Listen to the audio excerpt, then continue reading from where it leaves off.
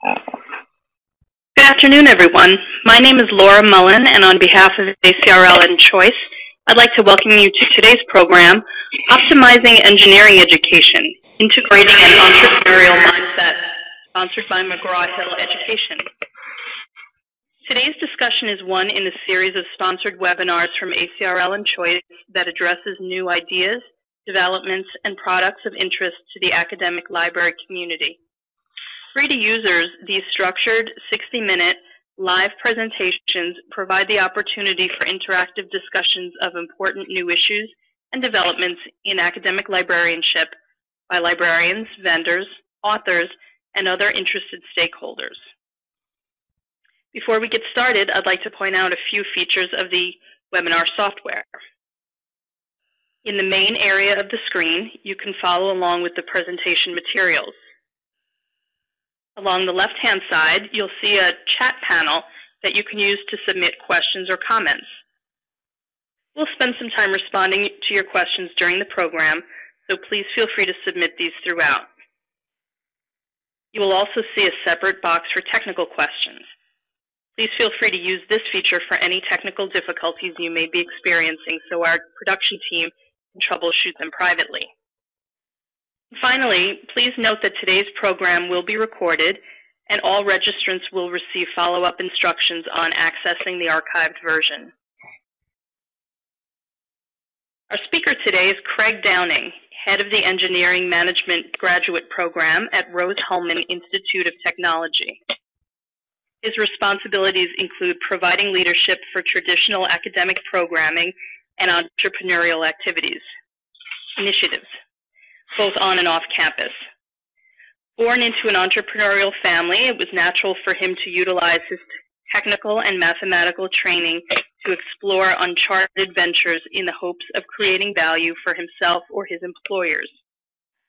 Further, he has facilitated many successful academic startups during his 20-year post-secondary teaching career. At this point, we're ready to get started. So, over to you, Craig. Well, thank you, Laura. Good afternoon, everyone. As we begin today, please let me put this in framing for the rest of the time that we have together, and that Rose-Hulman is a small private engineering institution that offers a bachelor degree and a master's degree as the highest level of degree attainment. And I am operating in the engineering management department, and we are a graduate-only program. However, we serve the undergraduate population in the engineering education arena. And so today I'll be talking to you about integrating an entrepreneurial mindset. As the title slide says, our objective is to optimize the engineering education experience. I am Craig Downing. I am the son of two entrepreneurs. My father is a traditional retail store operator, and my mother operates in the fashion design, and neither of them have ever held a traditional job for more than 2 years. And their entrepreneurial skills have facilitated the opportunity to educate 4 children and ensure that they had the maximum amount of education. Personally, I find myself in the academic arena serving as an entrepreneur because this is my area of choice. I have dabbled in traditional entrepreneurship, and I still do some things in the real estate arena, but my primary focus is on creating value for the students that choose to study in the field of engineering, science, technology, or mathematics. For the last 20 years, I've been teaching STEM courses. I've taught everywhere from 6th grade mathematics to now currently teaching at graduate level engineering management at a private institution. As we go through the seminar today, please feel free to ask questions via the chat so that I might address them promptly. Some of the current projects that we're working on in the entrepreneurial space here at Rose-Hulman are the establishment of our continuing and professional studies. This is an area where we are trying to provide relevant technical continuing education for those engineers in the state of Indiana who want to maintain their license. One of the largest programs that we have on our campus is the Kern Family Foundation, the KEEN program.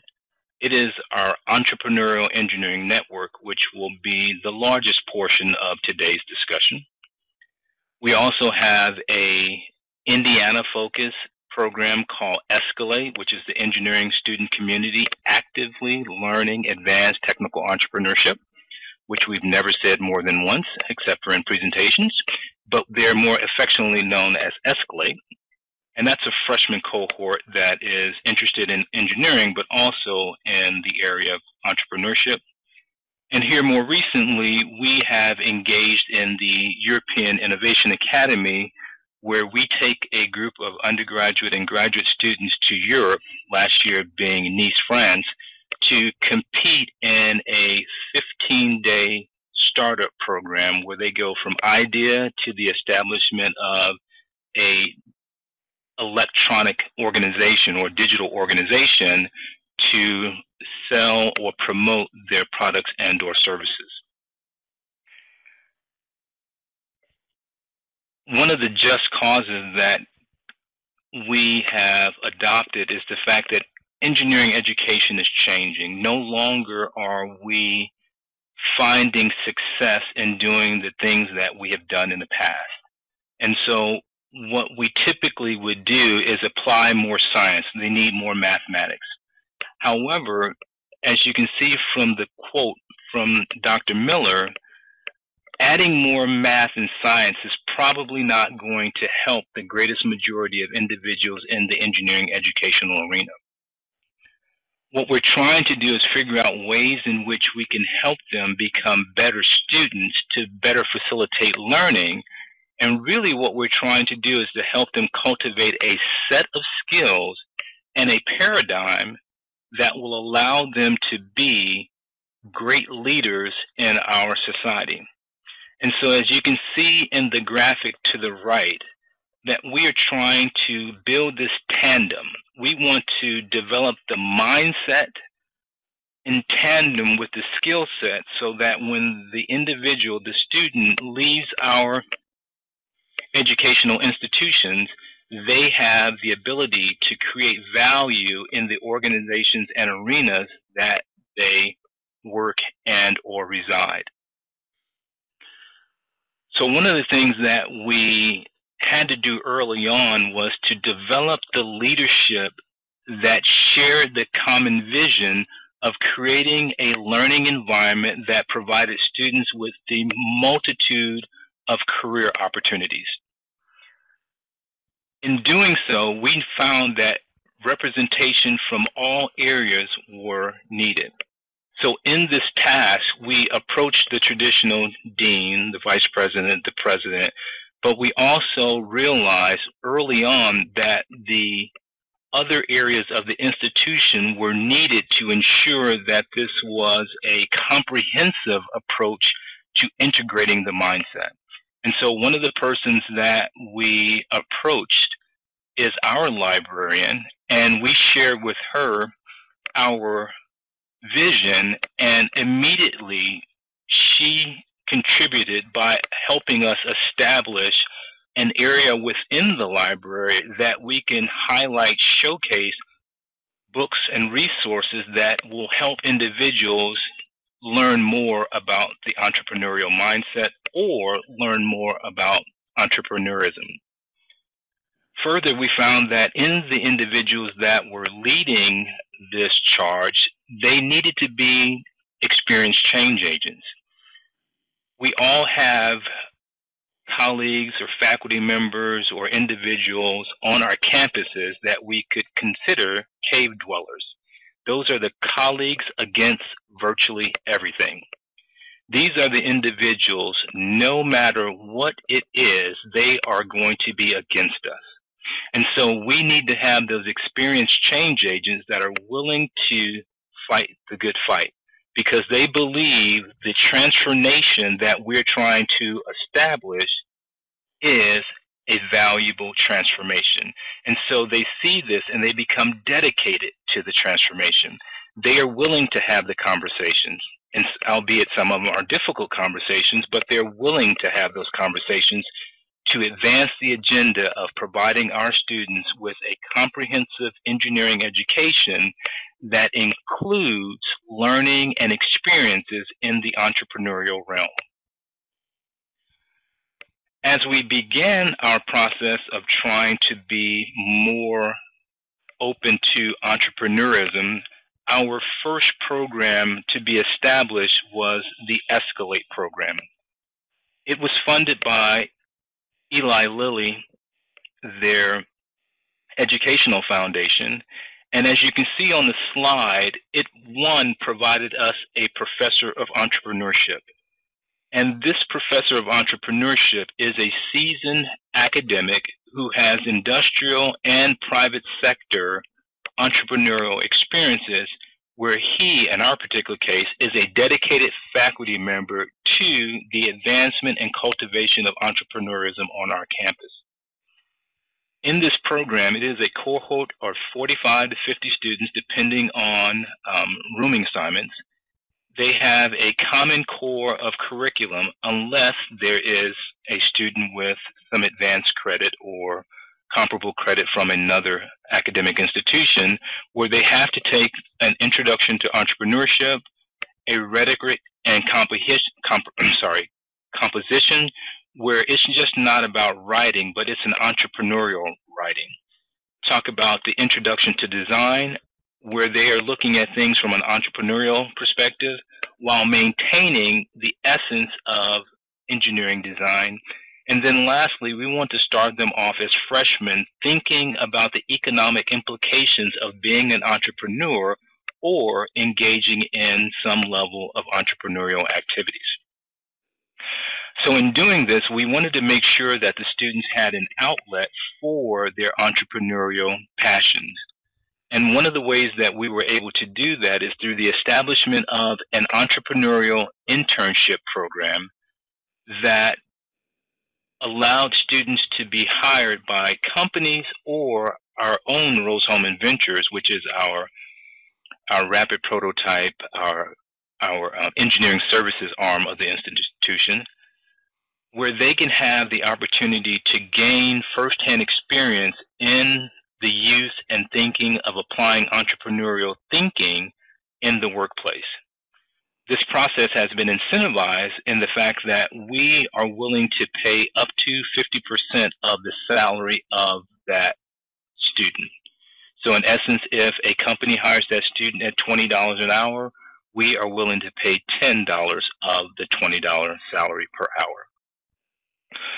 And we do not allow the salary reduction to drive the hiring process. That hiring process is about making sure the environment and the experiences the students will have are truly entrepreneurial or intrapreneurial. And for the sake of discussion today, I will use the term entrepreneurial to mean the establishment and or creation of new businesses, where I will use the term intrapreneurial or entrepreneurship to be the internal agents of an organization that are looking to create value from existing resources, or the combination of existing and newly acquired resources. An additional and very unique component of our Escalate program is that we are coupling ourselves with a county in the state of Indiana. It is Shelby County, and we are looking to influence the entire pipeline. So we're looking at students that are in the K through 12 arena. We're looking at the high school students. We're trying to bring them to campus to be a part of these activities. And then we're looking to work with the professional population to provide them continuing education and also experiences on how they may become entrepreneurs by using a community-wide networking approach. In addition to utilizing the community networking approach in Shelby County, we also harness the entrepreneurial ecosystem of Indianapolis, which is just some 70 miles north and east of Terre Haute, Indiana. Coming back to campus, we see that one of the ways that we can help facilitate the entrepreneurial education in the classroom and on our campus is through our RISE group, which is our student entrepreneurship group that is comprised of all academic majors on campus that look to do things entrepreneurially.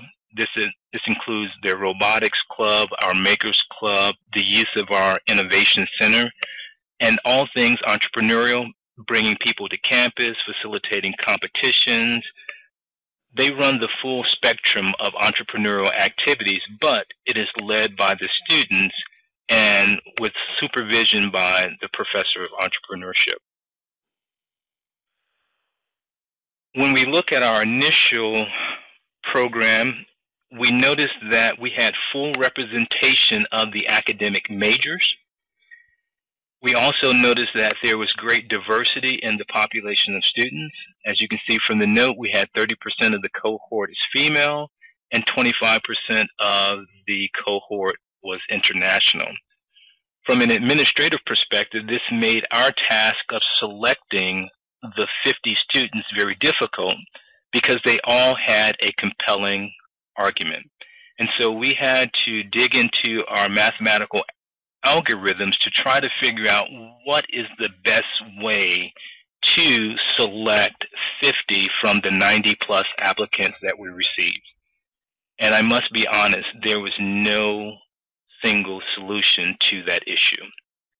But one of the things that we have learned from this process is that the application is only one component, but their writing skills and their ability to communicate was probably the most impactful element of the application process.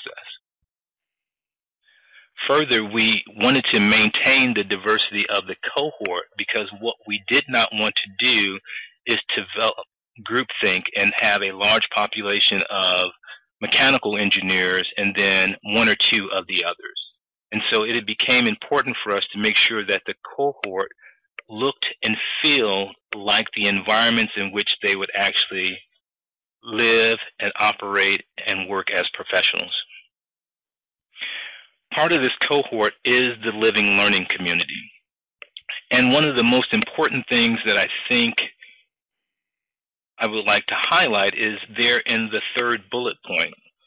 And one of the things you'll notice is that their grade point average was higher than the general population.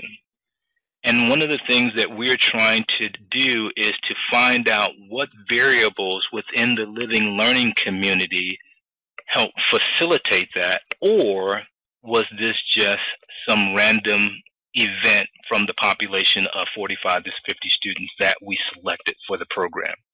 Because if there is something that we're doing in the living learning community, we want to try to replicate and expand that to the larger population so that we can have a stronger academic environment. We have a stronger learning environment for our students.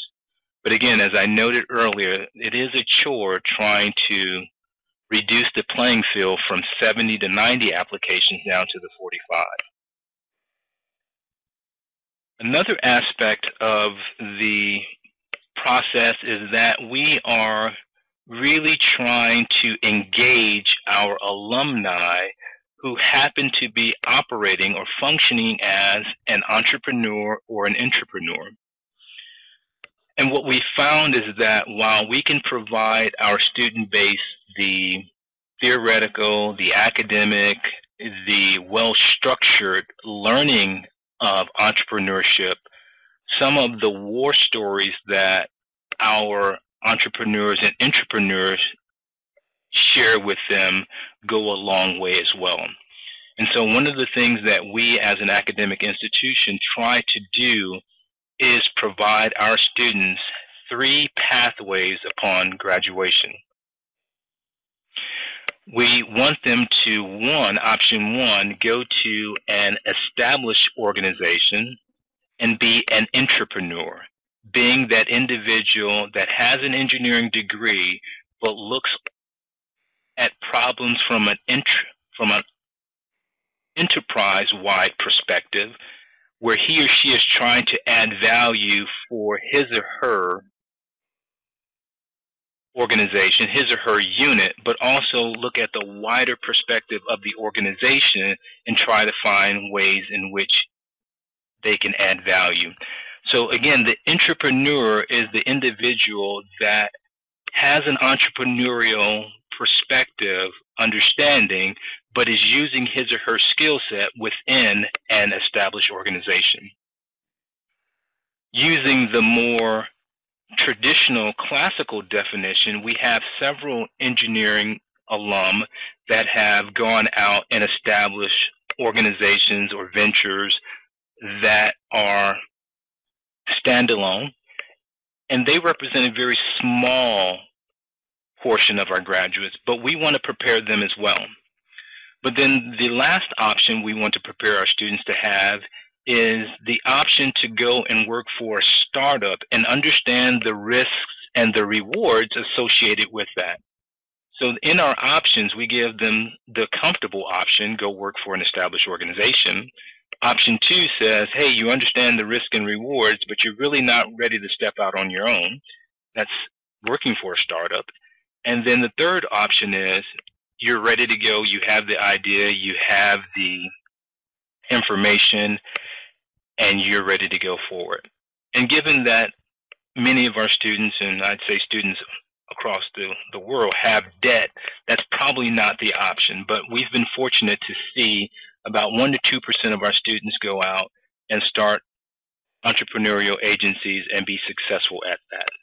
And we try to bring those individuals back to campus to share their story of what it has taken for them to get where they are. And so when we look at our process, one of our biggest processes on campus is our keen activities. And what we have found is, again, that we are trying to saturate our environment with entrepreneurial-minded learning, activity, events, engagements. But it starts at the student. The student is our primary focus. And from the students, we then move to the faculty. And again, this is not a linear process. But then we want to look at the campus. We want to make sure that we have the resources available to ensure our students have the best opportunity possible. And when we think about that, we start looking at ways in which we can enhance the student experience. And one of those ways was, hey, let's have those students all live together. They share a common bond in the living learning community, and we want them to live together. Now, this isn't something unique to the engineering cohort. We have another cohort on campus called the Home for Environmentally Responsible Engineering, where these individuals are a group of engineers who are looking to integrate a larger element of sustainability in their design and their engineering activities. And so they too live together as a cohort in the dormitory the housing unit next to the living and learning community for the engineering students. But again, that takes the campus to be willing to set aside 2 dormitories specific to our learning and living communities. It takes the faculty to be willing to change or modify their courses to provide those students the experiences in the classroom that bring the entrepreneurial elements to the forefront. And so what you see here in the honeycomb is a representation of what we at Rose-Hulman do in terms of our entrepreneurial-minded learning ecosystem. We have the faculty engagement, we have the student experience, and we have the educational environment. And the educational environment is our campus. The faculty engagement represents the faculty, and then the students obviously represent themselves. And so for each one of those zones or those honeycombs, you see activities that we are pursuing that all have an entrepreneurial minded aspect that we try to facilitate on a daily basis. And so if you look under the educational area, you see we have a case study initiative. We have the courses that are infused with entrepreneurial-minded learning. We have our Operation Catapult, where this is a 2.5-week experience where students that are high school juniors come to campus, live, and become a student. They live the life of an engineering student for 2 weeks, and they do real engineering projects. We have our faculty engagement, where we try to hire entrepreneurial-minded faculty, professors of practice, professors of entrepreneurship. We're trying to look at our sabbaticals to be entrepreneurial-minded. When we look at our onboarding process, we try to ensure that they all have the basic framing to move forward. And then for the students, we have our Leadership Advancement Program, and this is where students spend their fall break. They don't go anywhere. They stay here for 3 days of leadership training that has entrepreneurial-minded learning infused into it. And then we have our speaker series, and then we have our national entrepreneurial internship program that we are building. And again, this is one of the primary differences between our Escalate activities and our Keen. Escalate is Indiana specific, where Keen is nationwide. In this area now, I would like to briefly go through some of the courses that have been developed over the last year, the last summer. And as you will see from the prefixes in the courses, it covers a wide array of our campus. So we have from biomedical engineering, civil engineering, engineering management, electrical and computer engineering, computer science and software engineering, optical engineering, mechanical engineering, humanities and social sciences. And so in these next few slides, there is a reference document that you can see that is available in the top left-hand corner that has a better resolution of the posters of the next few slides. This Keen program has taken us approximately 1.5 years in the background to build, and now we're about 1.5 years / 2 years in the process of execution. Again, one of the things that is really not evident is the amount of external support that we have to make these things happen.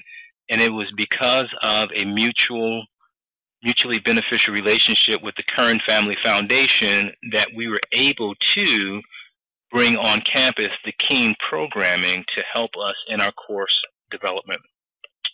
So for the first course that you see here, this is our biomedical instrumentations course, where these individuals are taking a traditional biomedical engineering course specific to medical device and implementing elements of entrepreneurism such that they are building and designing the best medical devices out there. And so as you can see, there's the brainstorming, there's a literature review. We're trying to get the most amount of information available, and then ultimately we'll go through the design process and then hopefully yield a good working design. So this is one from the biomedical industry. Another one is the medical device regulatory affairs. All of our medical devices are going to pass through this process, but in the process, we want to make sure that students are using the best information. And so if I go back and I talk about Keen in a little more detail, it is based upon the framework of the 3 C's. And what we really want those individuals to do in using the 3 C's is to be able to make connections between different or seemingly disparate activities. We want them to be curious. We want them to seek out some of the unknowns.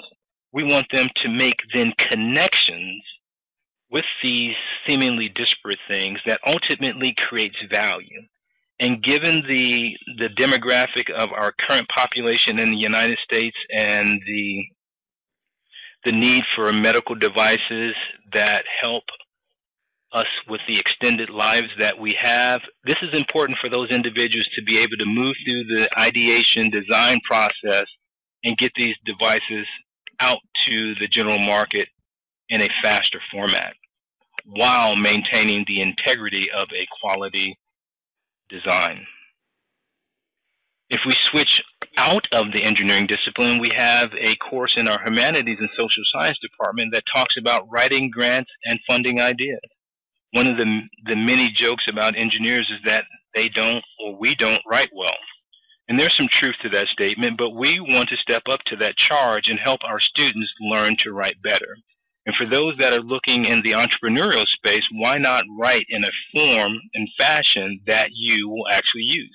And so this faculty member, Dr. Sarah Summers, has developed a course on how best to write in response to a particular grant, a request for proposal, or how do you make a pitch or a communication that helps solicit support from stakeholders by showing them through your written word that there is value in the things that you are trying to communicate.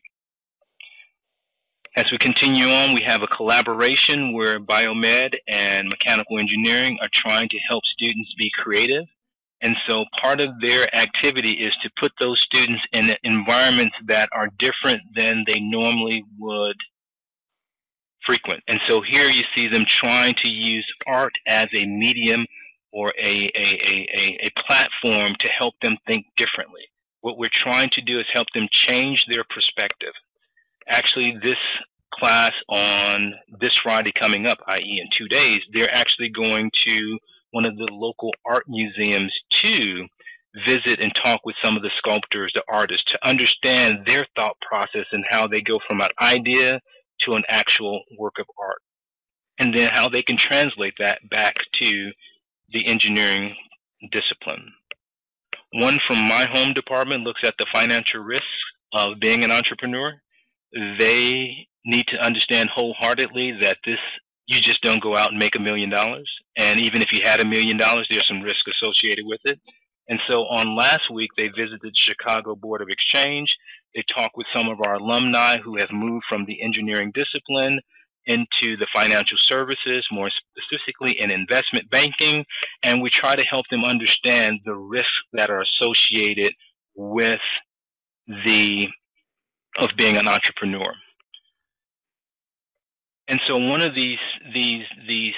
one of the themes that is not evident in all of these courses is the fact that our librarian is a key element in this, because our librarian helps us cultivate the resources that are necessary for us to have in our classes. And so oftentimes we are going to call upon the librarian to help us acquire them. And sometimes, and most times, she's actually doing some pre-work for us and presenting us with options that help us do things that are beneficial to our class. Because again, we are a small teaching institution and our focus is on teaching.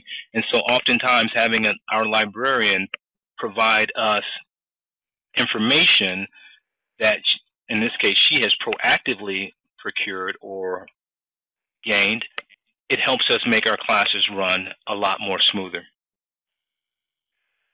Here is one of the poster sessions for our HERE group, the Home for Environmentally Responsible Engineering.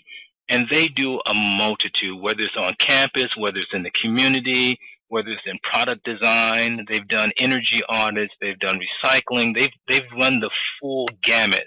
So as you can see, they're building in the chemistry, they're building in the writing, they're building in the engineering design process, and they're trying to put all this together and think like an entrepreneur so that they can present better options that are engineering they are sound, they contain sound engineering, but at the same time, they create value for the end user. And so as we continue through and show the diversity, we go back to civil engineering. And while many people look at concrete and think, oh, that's cool, that's nice, but the civil engineering discipline wants to be creative in the way that they design concrete and how they ultimately use that concrete. Because engineering has a strong aesthetic component, and we want those students to think entrepreneurial as they're operating within their specific disciplines. One that we saw do some great work over the summer in the entrepreneurial fashion is our appropriate technologies for developing countries. You may be aware of some of the turmoil that is going on down in the Caribbean, more specifically in Haiti. And we have our Engineers Without Borders, but we decided to formalize this as a class so that we can think from an entrepreneurial perspective, what are the ways in which we can immerse ourselves into that society, into that culture, and help provide them with engineering solutions. Because although the engineering solution may be a valid solution, the adoption may be the issue. And so initially we have to be culturally sensitive. And as a good entrepreneur, we have to be able to perform the environmental scan so that we have a better understanding of what it is that we are trying to present to the end user and how he or she may view the options that we provide them. Our CS and software engineers were not going to be left behind, and so they have created 2 courses, and the other one is cognitive computing. And really what they're trying to do is show how they can work with Watson, the supercomputer, to solve issues similar to those that are in the grand challenges. How do we deal with the water issues? How do we address the societal issues using some of the computing power that we have and still make it appealing to the average user? And so one of the things that we do is we get them out there. And so that group has gone out and they've had a couple engagements with Watson, and they've come back and shared that. One of the other courses that they've produced is the software engineering requirements. And again, why not, if you're developing a piece of software, think entrepreneurial? If we think about the number of applications or apps that are out there in the marketplace, whether for the Android, the iPhone, or whatever platform an individual may be using, there needs to be some distinct advantage for an individual to purchase your software. And so if we believe and we think about that on the front end, it allows us to be able to address that more succinctly. And this next one, we see a combination of disciplines, the chemistry department and the biology department. Even though we are primarily an engineering institution, we want to make sure that the core courses of our science curricula have the entrepreneurial mindset. They've actually gone out and done their own version of a Shark Tank with them deriving environmentally safe solutions to issues that are out there and then pitching them to a series of stakeholders, being faculty members, staff members, community members, and alumni. Our optical engineers are not going to be left behind, and they went out with the imaging, lighting, and illumination. Given the advances in smart lighting that exist, we want to think entrepreneurial on how to make visualization a better thing. And my general purpose in showing these is just showing you the breadth of opportunities where we have infused the entrepreneurial mindset in a great number of our courses, even at the freshman level all the way to the senior level. And here you see where our freshman chemical engineering course is building in an entrepreneurial mindset, but also they're including badges. And the badges is something that we are investigating specifically because students have often asked for alternate level of credentialing. And what we want them to have is credentials that reflect their ability to be entrepreneurial. to show that they have the mindset, to show they have the experience, to show that they understand those things that are necessary to be an entrepreneurial engineer. And so one of the ways that we do this is in our classroom activities. And so we have a strong belief that active learning is key to the retention of the concepts that we provide. And so as I mentioned earlier, we have traditional pitch context. And the one that was mentioned earlier was the one for the environmental science class. And it was very good because those students had to get up and communicate. They had to sell their position. We also have the case study analysis where students get to look at fictitious or anonymized scenarios and build solutions because maybe they've not had that opportunity.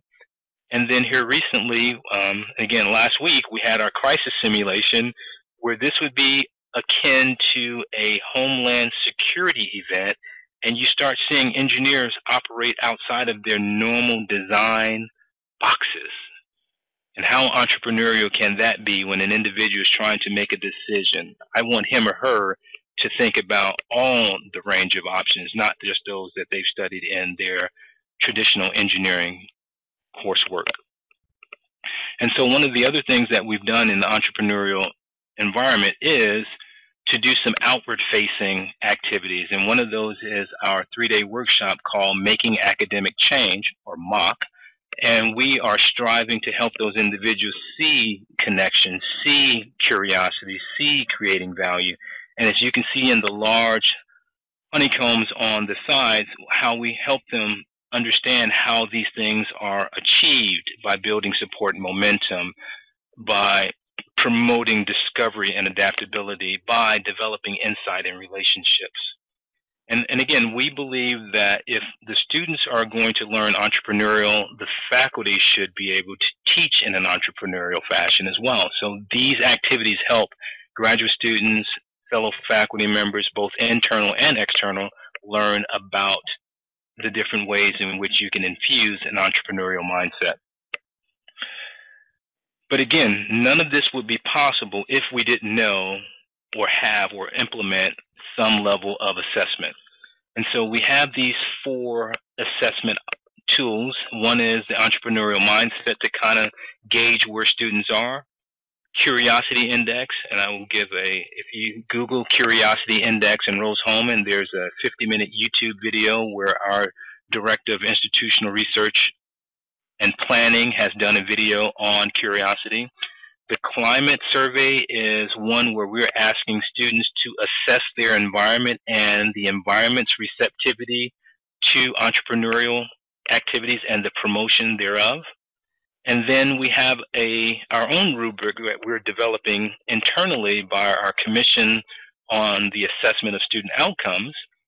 And in their work, they are building a set of criterion that we can use in the classroom that helps us understand if students are showcasing connection and creating value. And again, what you see on the slide here is just an example, but it summarizes the traits. It tells us what the documents might be, and then what extra information we may be able to extrapolate from the artifacts that are in the portfolio of the student.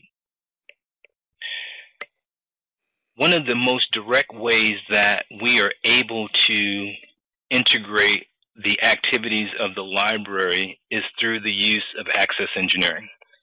And for other academic institutions where you do not have a business school, the Access Engineering Repository has a wealth of engineering resources, but additionally it has resources relevant to the pursuit of entrepreneurial knowledge.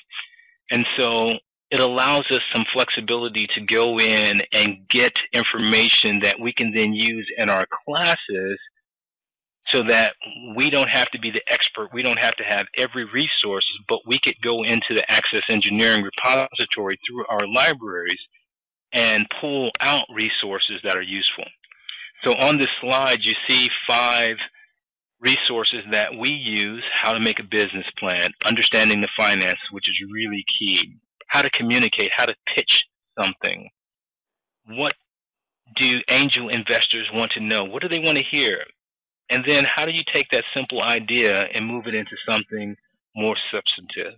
And so when it comes to library resources, Access Engineering has played a strong role in helping us maintain the momentum of having entrepreneurial learning activities in our class, because this is an electronic resource that all students have access to on a 24-hour basis, and we can use as elements in developing our curricular activities to help them see how entrepreneurialism and engineering actually meld together harmoniously.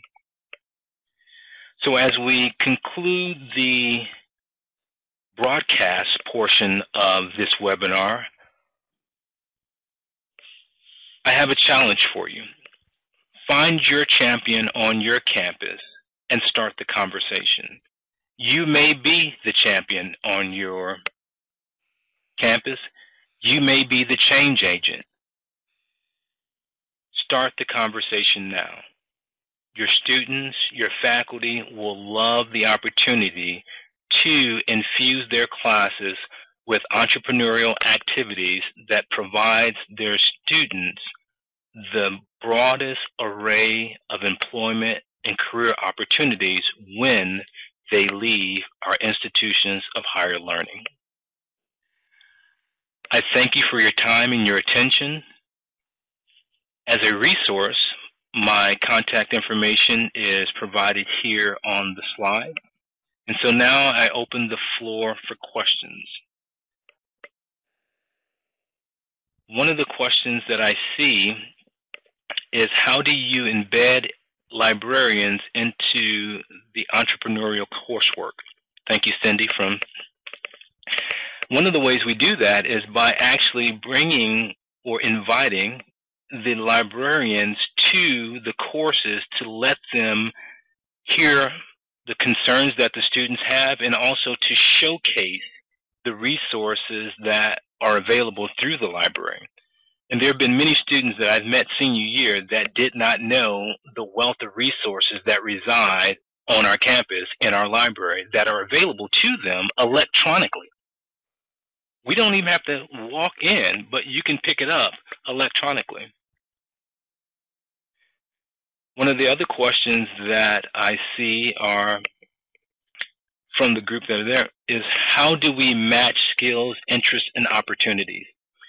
That is a challenge for us, but one of the things that we do is through small group sessions and actually ask those students to express their needs, their desires, their wants, and we then take it upon ourselves and look at our network of resources to try to address them in some form or fashion. That may be bringing alumni to speak to a specific class, that may be bringing alumni to speak to a large group, that may be taking students to some particular venue to help them get experience or exposure to different entrepreneurial activities. Mary Beth from Chandler, Arizona would like to know about the GPA. The other students are other freshman students here on our campus studying engineering. We have not gone and provided the larger assessment and analysis of the entrepreneurial students versus the general population of engineering students, but that would be something of interest, because I believe and I hope that this is not an anomaly. And I believe that students with an entrepreneurial mindset, they're looking for ways to develop elements of distinction. And so they're typically willing to go the extra mile so that they can do things a little bit differently than some of their colleagues. Now, that might be a biased statement, but I do see that a lot in our students. I believe I have time for 2 more questions, and so I'm going to pick Neil from Baltimore. It says, are these courses elective or required? The courses that I've showcases in course development, this series of BE, IE, CS, ME, etc., they are a combination of both elected and required. If you're speaking about the 4 classes that I mentioned in the Escalate program, they are required for the Escalate cohort. The only way they do not have to take one of the classes is if they come to the institution with credit for that class. And that typically is going to be in the rhetoric environment where someone has taken an English or writing class at a community college, or they've done something through advanced placement. Then they would be exempt from taking the writing course for the Escalate group. And last question is going to come from, I think I've answered them. Oh, Carrie from the University of Toronto. Does the librarian have input? I'm sorry, does the library, somebody moved something. Okay, beyond selecting and providing books data. Yes, we try to utilize our library to the fullest degree possible. We operate on quarters, and these 10 weeks can go by really fast, so any assistance that we can gain from our librarian and the staff of the library, we are open to it. And so they are a part of many of the activities that we do, and this is something that's possibly unique to our institution. With only being 2,100 strong at the FTE, we are an intimate group of individuals, and so the librarian is not a standalone entity. It is integrated into all things Rose-Hulman. Ladies and gentlemen, in respect for your time and the time of all participants in this seminar, I am going to stop at this particular time. Again, I would like to thank you for your time, your attention, your questions, your chat. If you have further questions, please do not hesitate to reach out to me via the communication lines that I have provided here in the slide. And above all, I wish you well, and I hope to see some of the entrepreneurial things come through some of the organizations, libraries, institutions that have been represented here today. Thank you very much. Have a great afternoon.